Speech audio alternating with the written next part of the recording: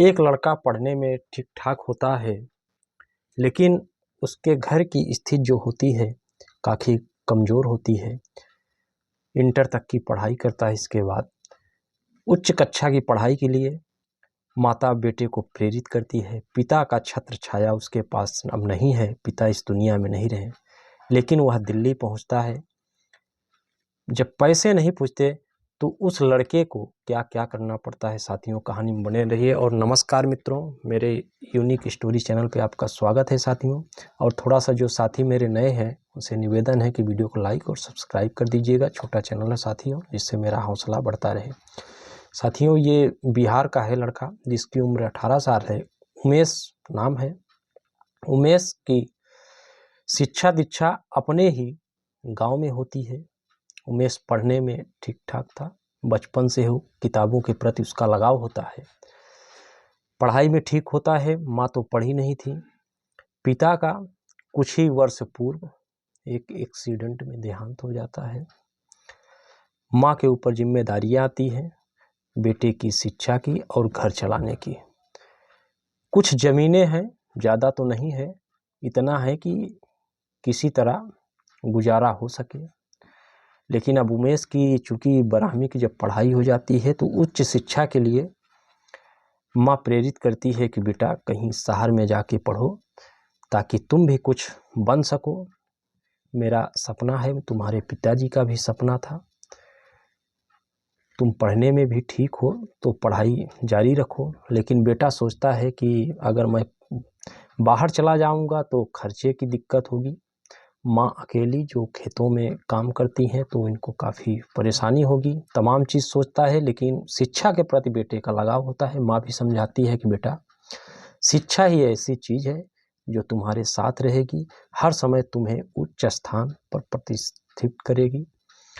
बेटा भी चूँकि पढ़ने में ठीक होता है तो माँ की बात मानता है और दिल्ली प्रस्थान करता है। वहाँ जाने के बाद अपने लेवल के हिसाब से एक छोटा कमरा ढूंढता है जहाँ की कुछ सस्ता भी हो। एक 4 मंजिला इमारत होती है,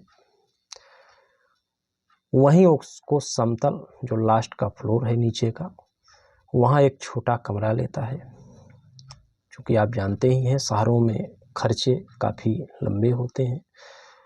जब परिवार से उसको समझ में आता है, चूँकि जिम्मेदारियाँ को समझने लायक उसकी उम्र हो चुकी थी उमेश की, तो सोचता है कि मेरे शिक्षा के साथ मैं कुछ ऐसा काम करूं जिससे मेरा कुछ खर्चा चल सके, ताकि माँ पर ज़्यादा दबाव न हो।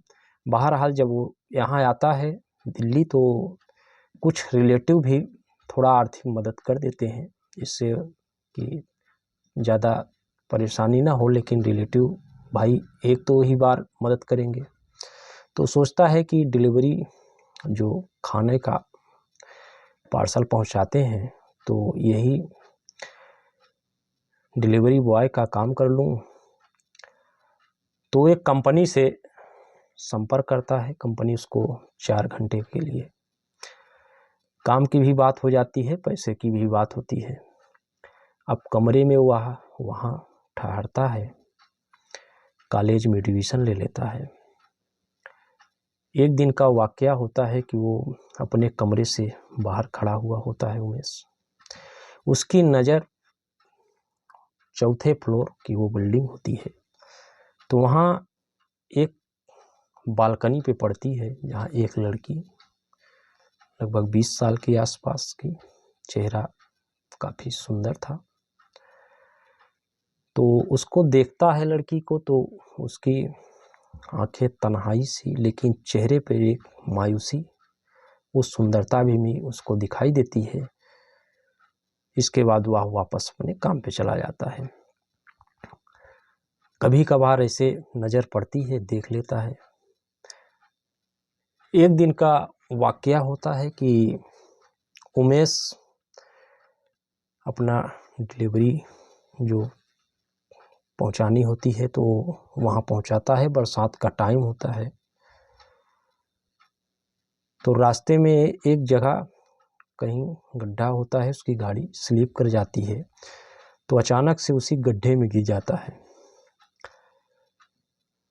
संयोगवश कहें, वह जिस लड़की को अपने बिल्डिंग में देखा करता था वही 4 व्हीलर से आती है, देखती है एक लड़का रोड पे गिरा हुआ है, तो गाड़ी अपनी रोक कर उसको उठाने का प्रयास करती है। तो उठाती है तो क्या देखती है कि ये तो हमारे ही बिल्डिंग में रहने वाला लड़का है। तो उससे उमेश से पूछती है, आप ठीक हैं? उमेश कहता है हाँ, थोड़ा सा इशारा करती है। तो उमेश खड़ा हो जाता है। बहरहाल उसको चोट वगैरह नहीं लगती, बरसात थे, वह स्लिप हो गया था। इसके बाद खड़ा होता है, लड़की की नज़र उसके पैरों में पड़ती है, वही टूटी फूटी एक सैंडल, टूटी हुई वो भी। जो शब्द होते हैं काफ़ी उदारतापूर्ण। इसके बाद लड़की अपने रूम चली जाती है 4 व्हीलर से। वो कहती है अगर कोई दिक्कत हो तो छोड़ दो। बहरहाल उमेश यस ओके कर देता है कि हाँ मैं ठीक हूँ, मैं अपने बाइक से आ जाऊँगा। लड़की वापस अपने वहाँ चली जाती है। अब चूँकि उस दिन दोनों के आपस में बातचीत होती है तो उमेश भी लड़की को पहले भी कभी देख लेता था, लड़की भी देख लेती थी कि हमारे नीचे फ्लोर पर ये लड़का रहता है। तो दोनों की आपस में जब बातचीत होती है तो अपना इंट्रोडक्शन भी करते हैं।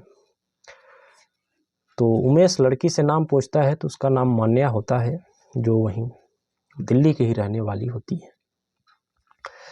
धीमे धीमे चूँकि कॉलेज स्टूडेंट है उमेश भी, तो लड़की का मिलना जुलना होने लगता है, दोस्त बन जाते हैं। कभी कभार अपना उमेश को टाइम मिलता तो साथ में कॉफ़ी पी लेता, चाय पी लेता, कभी रेस्टोरेंट में चले जाते, कभी घूमने इधर फिल्म वगैरह देखने चले जाते हैं। उमेश के पास तो ज़्यादा पैसे थे नहीं, लेकिन लड़की ठीक ठाक घर से होती है। उमेश की स्थिति वो पहले ही देख कर जान चुकी थी, तो वो अपना घुमा दिया करती। तो दोनों में थोड़ा सा नज़दीकियाँ जब बढ़ती हैं तो इसी बीच में मान्या का एक दोस्त हुआ करता है, था पूर्व में, अब भी था। उसका नाम राहुल होता है। क्योंकि राहुल को जब ये जानकारी लगती है कि मान्या का लगाव उस फ्लोर में रहने वाले एक लड़के से हो गया है, उमेश से, तो और उमेश को भी राहुल जब देखता है तो राहुल की उदारता उसको चुभती है। वो सोचता है कि मेरी मित्रता शायद मान्या से कम हो जाएगी उमेश के कारण। उमेश की तरफ मान्या का शायद झुकाव ज़्यादा है। जिस तन्हाई में वह जी रही थी, उमेश शायद उसके लिए टॉनिक की काम कर रहा है। दोनों को का रिश्ता राहुल को रास नहीं आता, तो उसमें एक मान्या को कुछ ऐसा उमेश के प्रति उसके प्रति भड़का देता है कि तुम्हें उमेश यूज कर रहा है। एक तरह से नफरत भरी बातें वह मान्या को बताने लगता है। तो लड़की जो है कन्विंस हो जाती है, नहीं हो पाती कि करे तो करे क्या।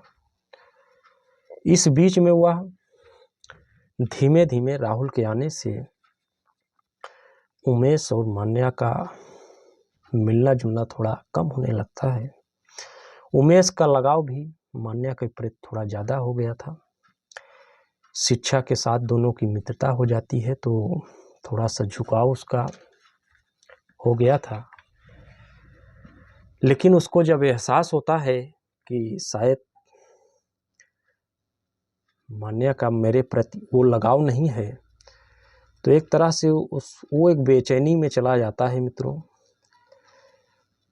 वो शायद अपने से ज़्यादा वो उस लड़की पे भरोसा करता था, लेकिन जब लड़की के कारण उसका भरोसा टूटता है और पुनः मान्या का लगाव राहुल की तरफ ज़्यादा हो जाता है, तो उमेश अपनी माँ के पास फ़ोन लगाता है कि माँ शायद मेरा अब यहाँ रहना मुमकिन नहीं है। मैं गांव आना चाहता हूँ, लेकिन माँ एक बेटे के प्रति उम्मीद जगाती है, सभी कारण भी बताता है। एक माँ है, माँ बेटे को समझती है।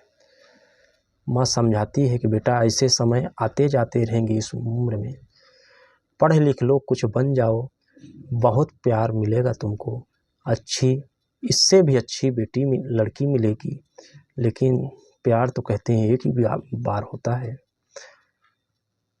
उमेश भी थोड़ा सा विचलित हो जाता है। वो सोचता है कि अब यहाँ रहना शायद ठीक नहीं है, लेकिन माँ समझाती है कि बेटा तू इतना जल्दी हार जाएगा, तू हारा नहीं है। हारे हुए लोग इतिहास नहीं लिखते हैं। तुम इतनी जल्दी टूट जाओगे, मुझे उम्मीद नहीं थी। माँ बहुत बेटे को समझाती है।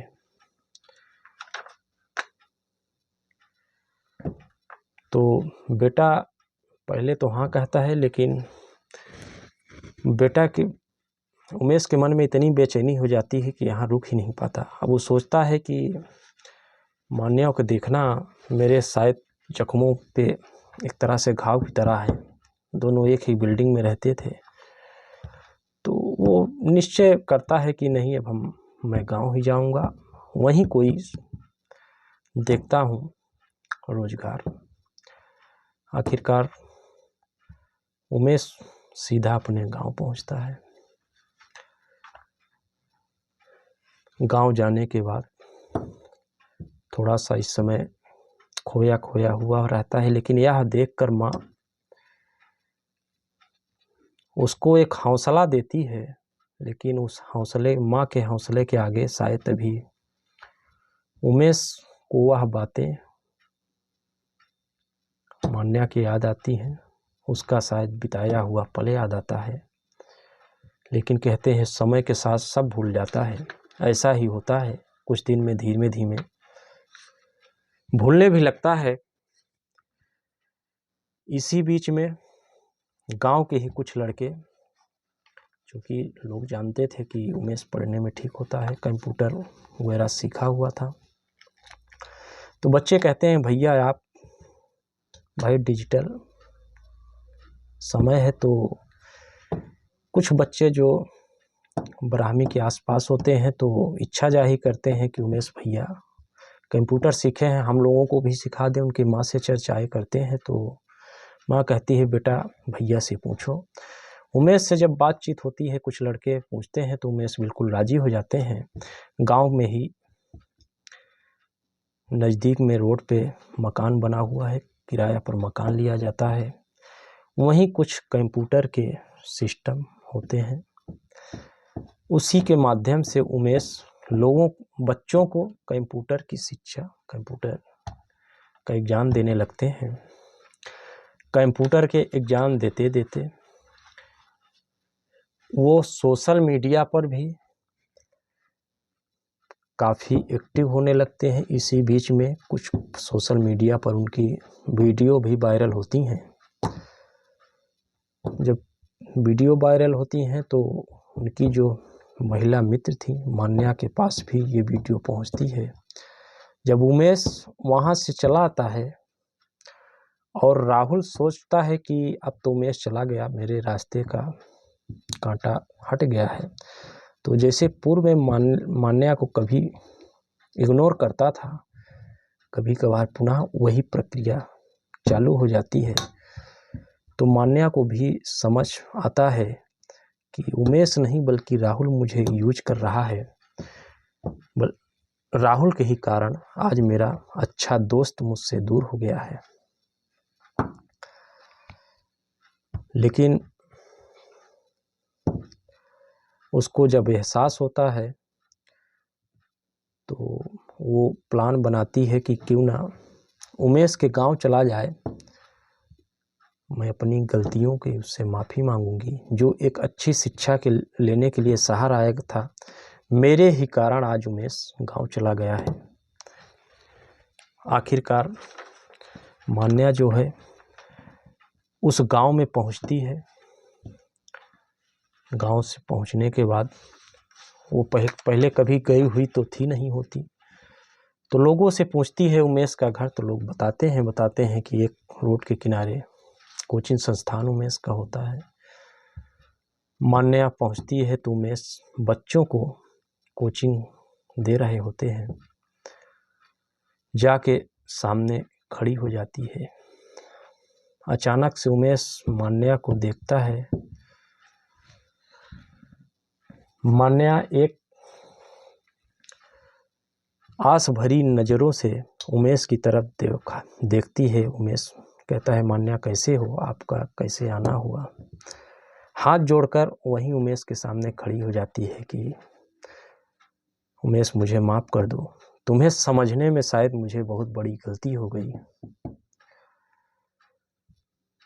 तुम मेरे सबसे प्रिय मित्र हो, तुम्हारे कारण जिंदगी में खुशहाली आई, नहीं मैं एक नीरस और मायूसी जिंदगी जी रही थी।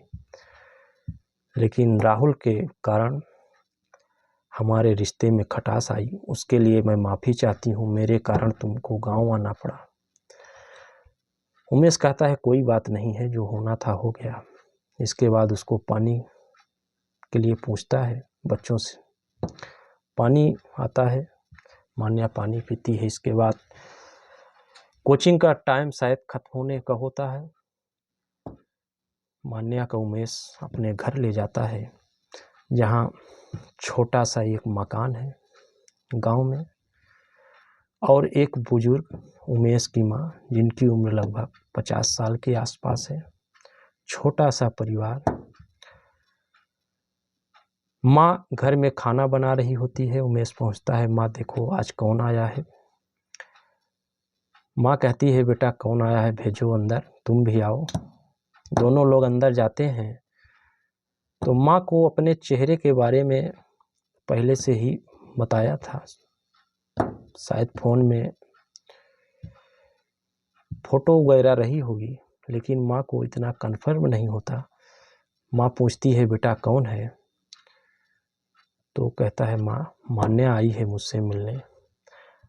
माँ को काफ़ी खुशी होती है, जिसके लिए इतना उदास था, आज वो लड़की शायद बेटे से मिलने के लिए आई है। बैठाया जाता है, खाना बनता है, दोनों साथ साथ खाने खाते हैं। मान्या उमेश की माँ से हाल समाचार पूछती है और कहती है, माँ मैं तुम्हारे ही घर रहना चाहती हूँ, क्या तुम मुझे अपनाओगी। कहते हैं, माँ अपने बेटे की खुशी में ही खुशी ढूंढती है, जब बेटा खुश है तो माँ क्यों मना कर सकती है। और दोनों की ज़िंदगी में पुनः एक नई शुरुआत होती है, जो एक भ्रम के कारण टूट चुका होता है रिश्ता। साथियों, जिसने कभी टूटे हुए चप्पल पहने थे, आज दूसरे को वही रास्ता दिखाने का एक टीचर है। साथियों, स्थिति चाहे जैसी भी हो, समय एक जैसा कभी नहीं होता, लेकिन आदमी को जीवन में संघर्षशील होना चाहिए, ये बात सच है।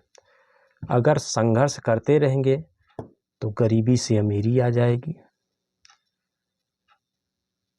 ये वीडियो अगर आप लोगों को अच्छी लगी हो तो थोड़ा सा लाइक और सब्सक्राइब कर देना दोस्तों। नमस्कार।